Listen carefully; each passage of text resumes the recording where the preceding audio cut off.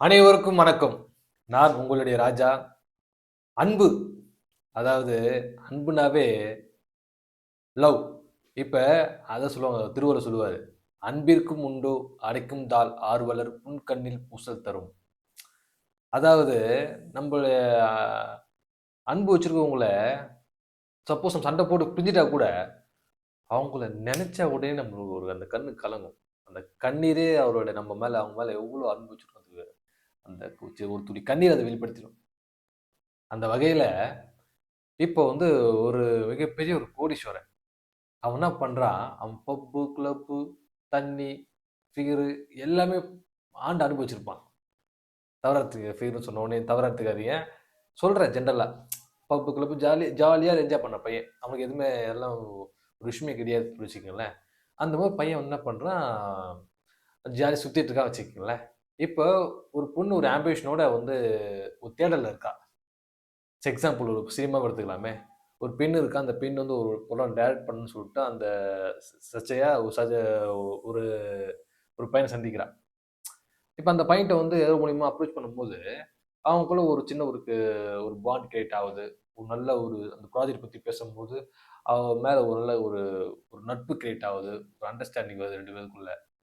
So அந்த bonding நாளுக்கு நாள் வளர என்ன ஆகுதுன்னா, மணிக்கணக்கா பேச ஆரம்பிக்கிறாங்க. டெய்லியும் இரவானா ஒரு 1 hour, 2 hours, 3 hours time increase ஆயிட்டு இருக்கு. நல்லா பேசுறாங்க. ஃபோன் ரிங்குக்காக காத்துட்டு இருப்பாங்க. ஆ ரொம்ப அந்யோன்யமா வந்து பழக ஆரம்பிச்சுட்டாங்க. ஒரு கட்டத்துக்கு அப்புறம் என்னாச்சு, இவன் செக்ஷுவல் லைஃப்ல இந்த பையன் வந்து ரொம்ப லக்ஸரியா இருந்தா கூட, அதெல்லாம் பெரிய விஷயம் இல்லனா கூட, இந்த லவ் ஆகப்பட்டது என்னன்னா, தன் மேல ஒருத்தர் மேல ரொம்ப அளவு கடந்த அன்பு, பாசம். அதீத அன்பு ஆபத்து. இத உங்களால சொல்ல வைக்கிறேன். அதீத அன்பு மிக மிக ஆபத்து.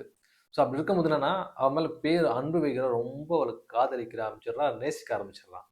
அவளும் இவன் மேல ரொம்ப காதலிக்க ஆரம்பிச்சிடுறா, நேசிக்க ஆரம்பிச்சிடுறா, ரொம்ப விரும்ப ஆரம்பிச்சிடுறா. பட் வெளிய காட்டிக்க மாட்டான்.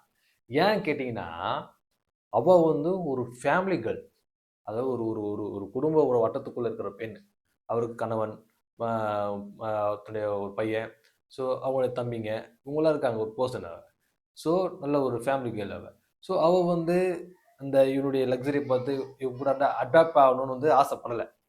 அடாப்ட் ஆக மாட்டா. ஸோ இவன் என்ன பண்றான், அவன் பேர் அன்பு ரொம்ப லவ் பண்ணி நேசிச்சுட்டான். ஸோ பேச்சு வாக்குல ஒரு நாள் வந்து அவட்ட அப்ரோச் பண்ணிடுறான். இந்த மாரி அ நம்மளுடைய நம்மள வந்து ஒரு ஒரு ரிலேஷன்ஷிப்ல நம்ம இருக்கணும்னு சொல்லிட்டு ஆசைப்படுறான். கேட்ட உடனே அவ என்ன பண்றா, அப்செட் ஆயிடுறா. நான் ரொம்ப க்ளோஸா வந்து ஃப்ரெண்டா தான் பழகிட்டு இருக்கேன். நம்ம வந்து நமக்குள்ள நல்ல ஒரு அண்டர்ஸ்டாண்டிங் நல்ல பாண்டிங் இருக்கு. லவ் கூட இருக்குது. பட் ஆனா, இந்த விஷயம் வேண்டாமே! அப்படின்னு ஒரு விஷயம் வந்து அவ எடுத்து சொல்றா. பட் இவனாவது ஒரு இவன் வாழ்க்கை வளர்ந்த விதம், அந்த விஷயம்லாம் வந்து இது இவனுக்கு ஒரு பெரிய விஷயம் கிடையாது. பட் அத விரும்ப மாட்டான். பட் நம்ம கேட்டு குடுக்கலையே! நம்ம கேட்டு நம்மளுக்காக தன்னை ஆள்பார் நம்மள குடுக்கலையே! அப்படின்னு சொல்லிட்டு ஒரு கோவம் கிரியேட் ஆவுது. அது ஈகோவா மாறுது. பயங்கர சண்டையா மாறுது. வார்த்தைகள் விடப்படுது. அப்ப வந்து பிரிஞ்சிடுறாங்க. பிரிஞ்சுட்டு என்ன ஆவுது, திருப்பியும் பிரிஞ்செல்லாம் வந்து சும்மா இருக்க முடியுமா? திருப்பியும் லவ் பண்ணிட்டாங்கல்ல, நம்ம நேசிச்சுட்டாங்களே! பட் இது தேவையில்ல. இது தவறான ஒரு விஷயம் தேவையில்ல.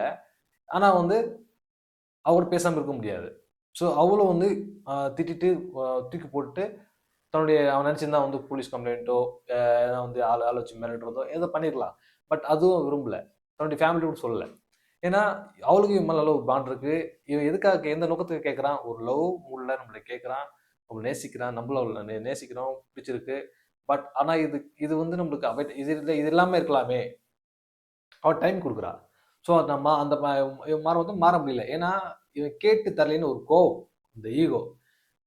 பட் இதுதான் ஒரு பயங்கரமான ஒரு லவ். அது வந்து தன்னுடையவள யார்ட்டயும் விட்டு குடுக்கவும் முடியல. நம்ம எடுத்துக்கவும் முடியல. ஸோ அந்த மாரி ஒரு உறவுகள்ல பல பேர் இன்னைக்கு வந்து ரொம்ப வாழ்க்கையே வேதனைய அனுபவிச்சுட்டு இருக்காங்க. எப்படின்னா, அதாவது அந்த உறவ நம்ம அடைய முடியாம, யார்ட்டயும் விட்டு குடுக்க முடியாம, அந்த லவ்வ ஆ அது வந்து தன்னுடைய ஜீரணிக்க முடியாம இருக்கும். அந்த நம்ம லவ் பல பேர் அனுபவிச்சுட்டு இருக்காங்க. ஏன்னா, காதல் என்பது எப்போ, யார் மேல, எப்ப வேணாலும், வயது, முதுமை இதெல்லாம் ஒரு பொருட்டே கிடையாது. அது எப்ப வேணா, யார் மேல எப்படி வேணா வரும். ஸோ, அது அழகா இயக்குனர் சேரன் சார் அழகா சொல்லியிருப்பாரு. காதல் எந்த வயசுல எப்ப வந்தாலும் அது காதல் தான். லவ். அது எப்ப யார் மேல எப்ப வேணா வரும். லவ் வந்து பண்ணுங்கன்னு அழகாக சொல்லியிருப்பாரு சேரன் சார். ஸோ அதில் அந்த வகையில் அந்த அந்த மாதிரி அன்பு வந்து பார்த்தீங்கன்னாக்கா ரொம்ப ரொம்ப அது மாதிரி பர்சன் கிடைக்கிறது ரொம்ப கடினம். அப்படி லவ் கிரியேட் ஆச்சுன்னா அந்த லவ் வந்து கடைசி வரைக்கும் இழுத்து பிடிச்சிக்கி நிப்பாட்டணும். அது வந்து அது அது வந்து ஒரு பிரச்சனையை கிரியேட் ஆயிடுச்சுன்னா அந்த பிரச்சனையை எப்படி சால்வ் பண்ணுறது முயற்சி பண்ணுங்க. கண்டிப்பாக அவங்க மேலே உண்மை லவ் இருந்ததுன்னா உண்மையாக அவங்க கடைசி வரைக்கும் உங்களோட இருக்குன்னு நினச்சிங்கன்னா உங்களை நீங்கள் மாற்றிக்கணும். கண்டிப்பாக உங்களை நீங்கள் மாற்றிக்கிங்க. ஏன்னா ஒருத்தர் புரிஞ்சுக்கிட்டு யாருக்கு என்ன பிடிக்கணும் அந்த ஈகோவில் விட்டுருங்க. ஃப்ரெண்ட்ஷிப்புக்குள்ளே அந்த ஈகோ வேண்டாம். பேசி புரிஞ்சுக்கிட்டு டைம் ஸ்பெண்ட் பண்ணுங்க. ஏன்னா என்ன ஆகுதுன்னா இந்த லவ் காரணமாக வந்து அப்ரோச் பண்ணிட்டான். ஸோ உங்க வந்து அதுக்கப்புறம் வந்து பேசினா அந்த டைம் கோப்படுறான்.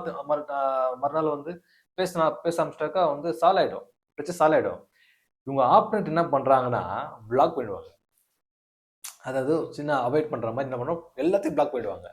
அந்த பிளாக் பண்ணும்போது என்ன ஆகுதுன்னா இன்னும் கோவம் உச்சக்கட்டத்துக்கு ஆகும். ஏன்னா டெய்லி பேசுறவங்க டெய்லி சடனாக பேசுகிறோன்னா அது ரொம்ப ஒரு மென்டலி வந்து ரொம்ப ஒரு பாதிக்கப்பட்டுருவாங்க.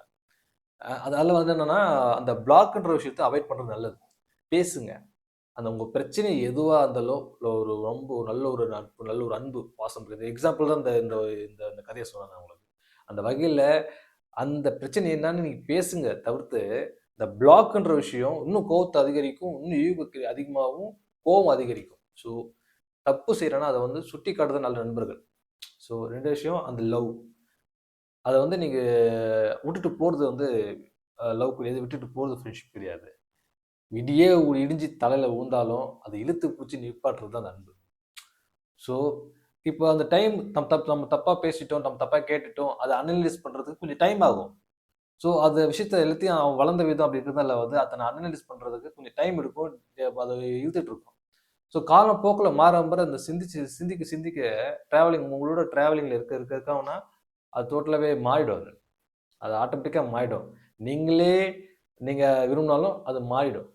ஸோ அந்த வகையில் உங்களுடைய அன்பானவங்களை உங்களுடைய காதலாகட்டும் உங்களுடைய உண்மையிலே ஒரு இப்போ சொன்னோம் இல்லையா அந்த மாதிரி நிறைய பேர் பல விதத்தில் பாதிக்கப்பட்டிருப்பீங்க.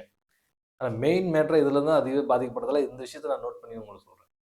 ஸோ ஸோ அதனால என்னென்னா எப்போ ஒன்றா யாருமே லவ் வரும். அது லவ் பண்ணுங்க. பட் அது தவறாக கொண்டு போகாதீங்க. அது யாருக்கும் நம்ம ஒரு விஷயம் பண்ணோம்னா அது யாருக்கும் பாதிக்காமல் இருக்கிறது நல்லது. யாரும் பாதிக்காமல் பண்ணுற விஷயம் எதுவும் தவறு கிடையாது. அது யாரும் பாதிக்காமல் அழகாக கொண்டு போங்க.